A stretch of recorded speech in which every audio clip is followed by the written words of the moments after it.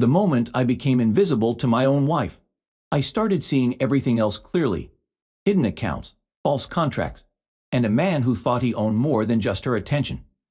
What began as humiliation would end as a legal annihilation. In 2018, in Seattle, Washington, my life appeared stable in every measurable way.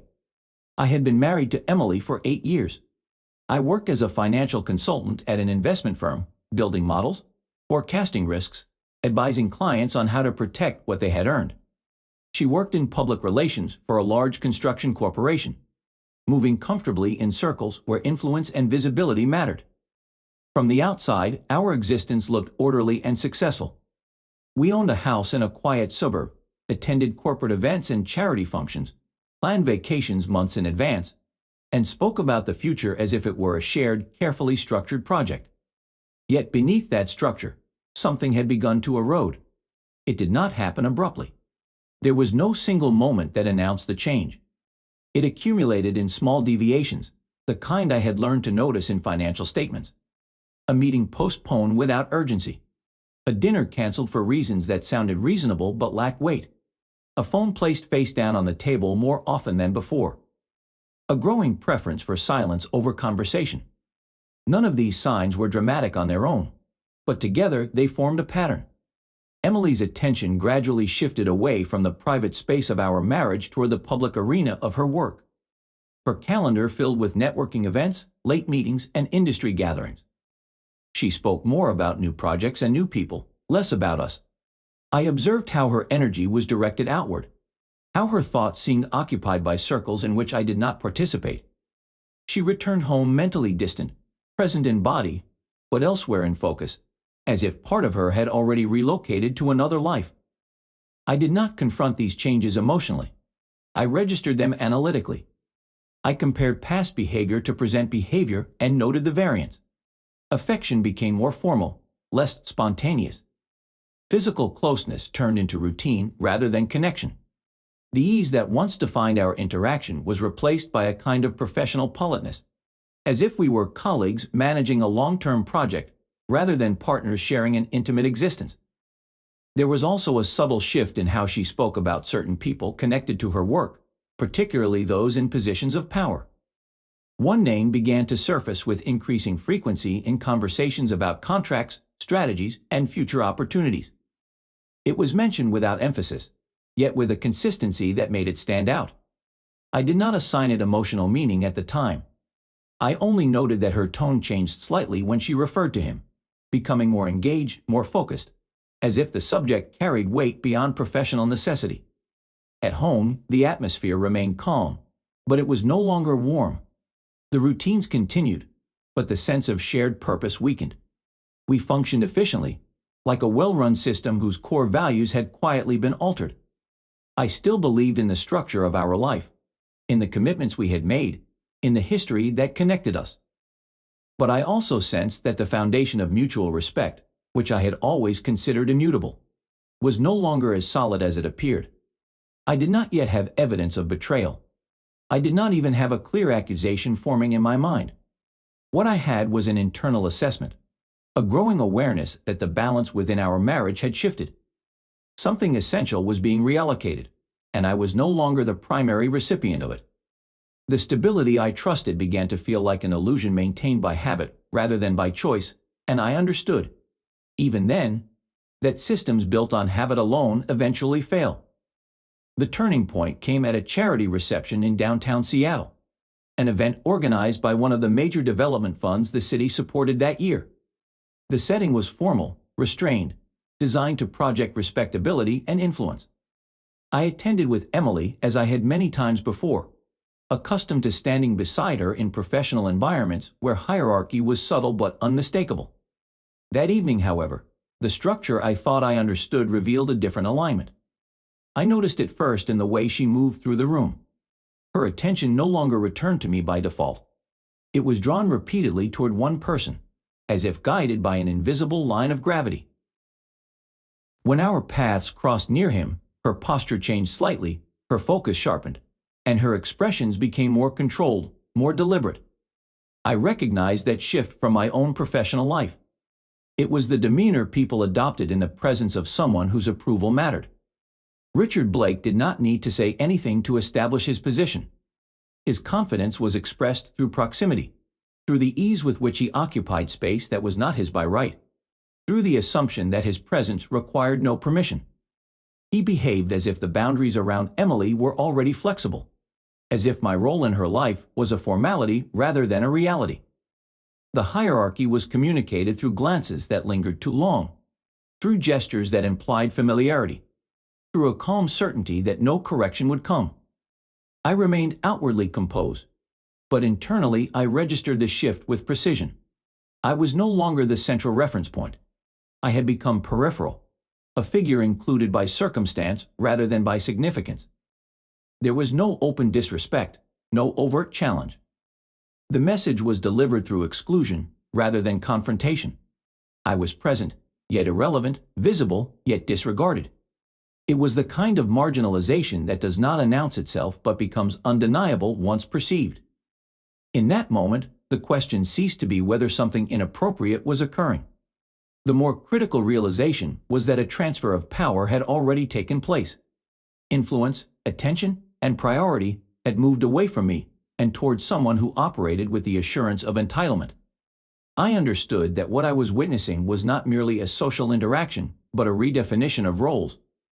The respect that once anchored my position in my own marriage was no longer assumed. It had to be defended or replaced.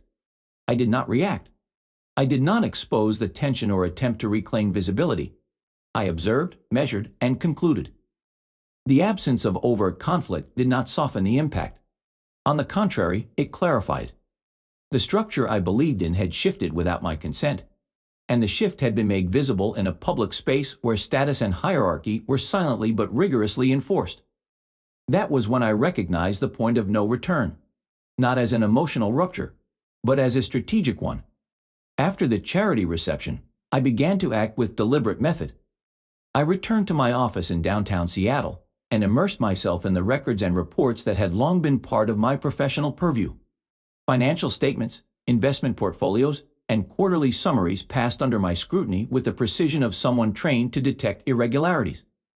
It was in that familiar work that I first noticed the anomalies. Transactions that did not align with reported revenues, unusual vendor patterns, and expenses that appeared inflated without justification. The irregularities were subtle, almost invisible to casual inspection, but to me, they formed a pattern that could not be ignored. As I traced the ledgers and digital records, my thoughts turned to my late uncle, a federal auditor whose career had been built on uncovering hidden truths and enforcing accountability. Before his death, he had left me not only guidance but tangible tools. Access to a private archive filled with decades of documentation, legal trusts structured for complex situations, and a network of professional contacts who understood the intricacies of corporate and regulatory oversight. The archives were organized meticulously, each folder and file labeled with dates, project codes, and cross-references, reflecting a mind that anticipated questions before they were asked. I began reviewing these materials systematically, linking the irregularities I had observed in public corporate records to deeper layers preserved in the archives. There were shell entities, offshore accounts, and contractors whose existence seemed plausible only on paper. Financial flows looped through multiple jurisdictions, obscuring their origin and final destination. Documents hinted at agreements that skirted regulatory boundaries, contracts that served as facades for redirected funds, and records of transactions that, if traced carefully, exposed a network of deliberate obfuscation. The picture that emerged was unsettling yet coherent. Personal betrayal, the subtle erosion of trust in my marriage, was mirrored by corporate deception. The same hands that manipulated attention and loyalty on a social stage were also maneuvering assets and obligations with calculated precision in the financial realm. My uncle's archive provided clarity that ordinary research could not. It connected disparate anomalies into a single, undeniable narrative. I realized that my observations of Emily's shifting focus were only one layer of a much larger pattern. The personal and the professional were entwined, and the evidence was now concrete, waiting to be wielded. By the end of that first night of study, I understood that I was no longer merely a husband observing distance, nor a financial professional noting inconsistencies. I was now the inheritor of insight, equipped with tools that could reveal and confront the full extent of both personal betrayal and systemic vulnerability. The task ahead would require patience, discretion, and strategic thinking. The stage was set, and the archives of the past had become the blueprint for what would follow. I began assembling a network of professionals, drawing on independent attorneys, compliance experts, and former financial intelligence officers. Each participant was carefully selected for their expertise and discretion, and every interaction was planned with precision. I mapped out a strategy in which every move would have a legitimate foundation, each step calculated to align with timing that would maximize leverage without exposing vulnerability. My objectives were clear: secure the assets, consolidate the evidence, and establish reliable channels for controlled dissemination of information. Every document was duplicated and cross-verified, every record encrypted and backed up, every potential gap anticipated. Simultaneously, I initiated the formal process of separating financial ties with Emily, a process cloaked in routine procedures that concealed my true intentions. To the outside observer, my behavior remained measured, almost detached, an unremarkable rhythm of daily life. I attended meetings, reviewed portfolios, and managed correspondence with a composed precision, never revealing the full extent of the preparations unfolding beneath the surface.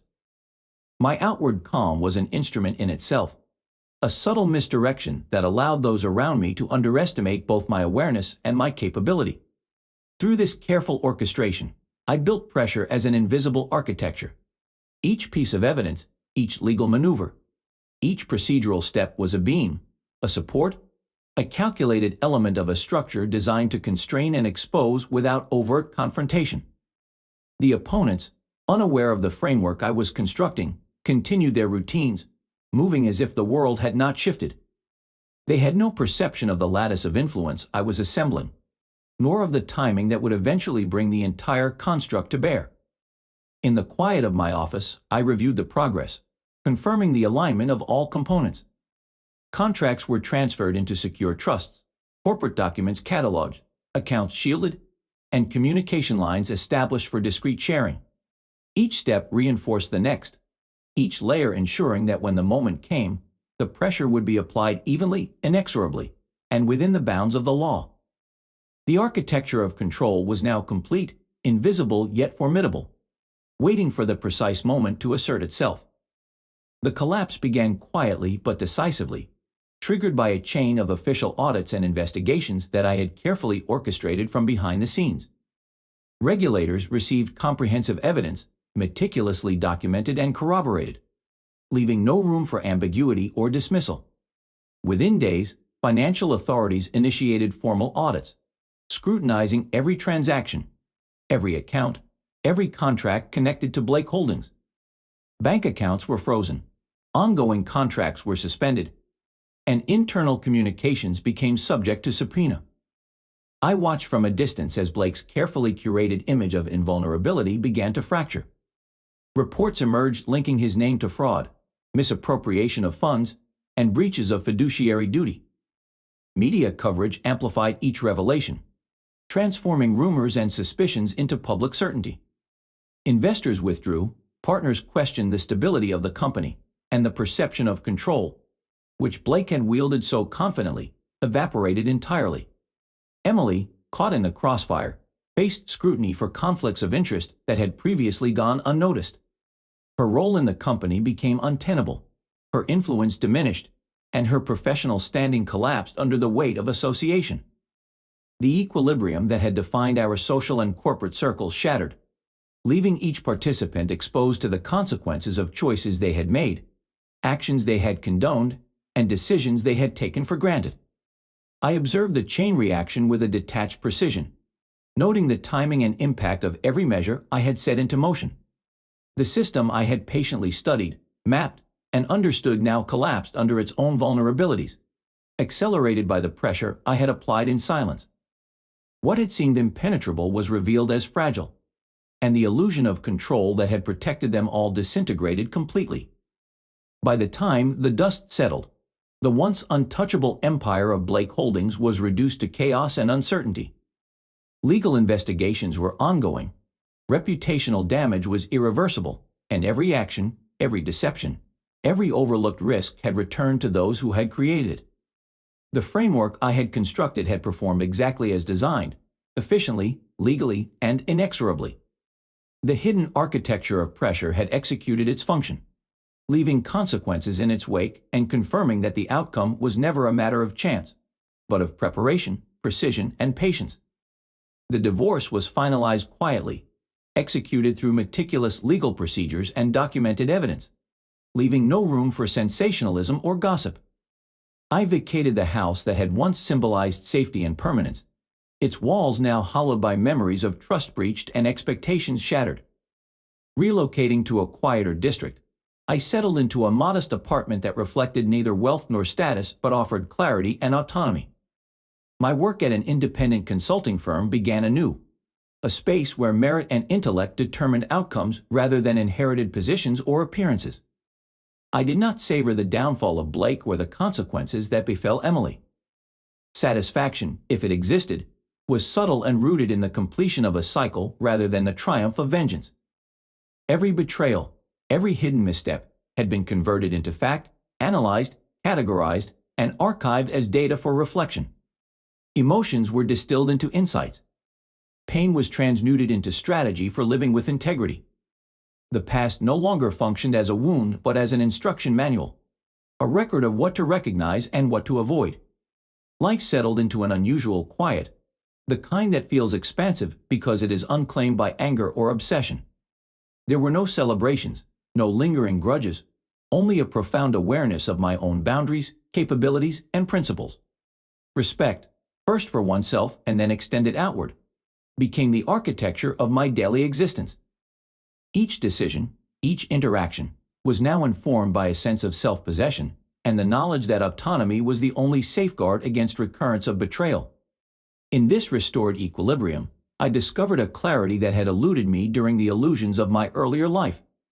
Trust in oneself replaced dependency on others, and dignity became the currency of my interactions. The city, with its constant pulse of ambition and distraction, no longer threatened my inner stability. I had reconstructed my personal and professional universe not through revenge or domination, but through careful reflection, deliberate choices, and a refusal to surrender the core of my self-respect. The future was open yet grounded, a canvas measured by principle and careful discernment, rather than by fear or desire for retribution. Every morning began with the recognition that control over my life was absolute, contingent only upon my own decisions. I understood that peace was not granted by circumstance but claimed through preparation, awareness, and unwavering adherence to the standards I had set for myself. The past remained recorded, the lessons internalized, and the present was mine to define, free from illusions of dependence, free from the weight of unresolved betrayal, and secure in the quiet dignity I had rebuilt from the ruins of my former world.